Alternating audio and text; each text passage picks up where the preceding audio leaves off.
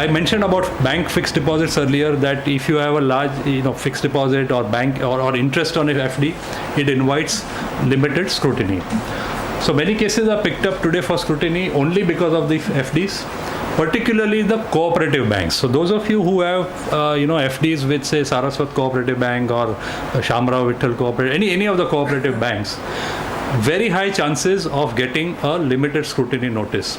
The reason being that till last year, the cooperative banks were not reporting anything to the government. They were exempted from the reporting requirements.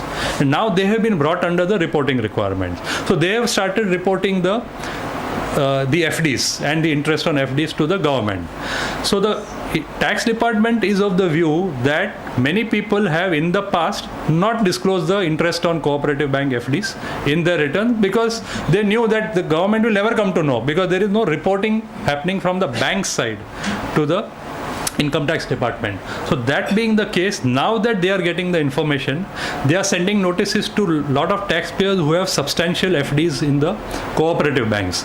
And the limited scrutiny, the reason for that is the fixed deposit with a cooperative bank. That is the reason given in the notice. So in such cases, the ITO will ask for complete details of the fixed deposits.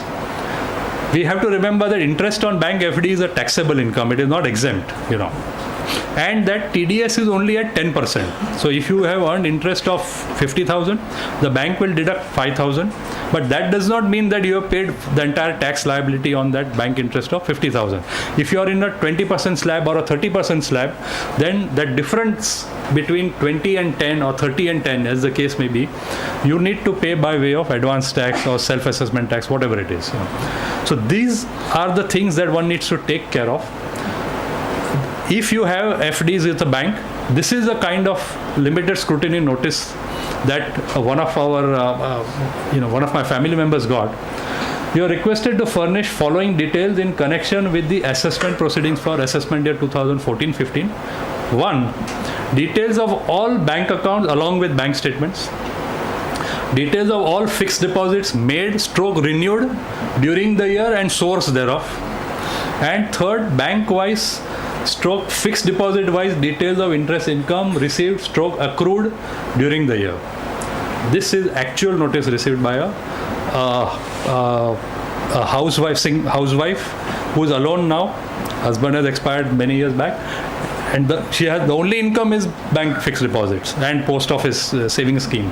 She's got this, So one needs to be careful, and along with bank statements, brings out the importance of preserving the bank statement, preserving the fixed deposit receipts, etc.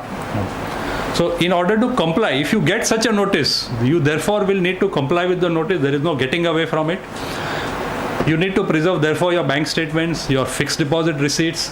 You need not only keep copies of the fixed deposit, but also the renewal. So often what happens is that you've taken a FD 2 years back, it is maturing today. So you go to the bank, sign behind the FDR and say renew for 2 years and give that receipt to the bank. They will take that and then give you a new one. Now if you have not kept a copy of this one, then it will be very difficult because there is no entry in your bank for that money coming in and then going out. So bank entry is not there. Physical proof is not there. It will be very difficult to comply with this notice of fixed deposits made / renewed during the year.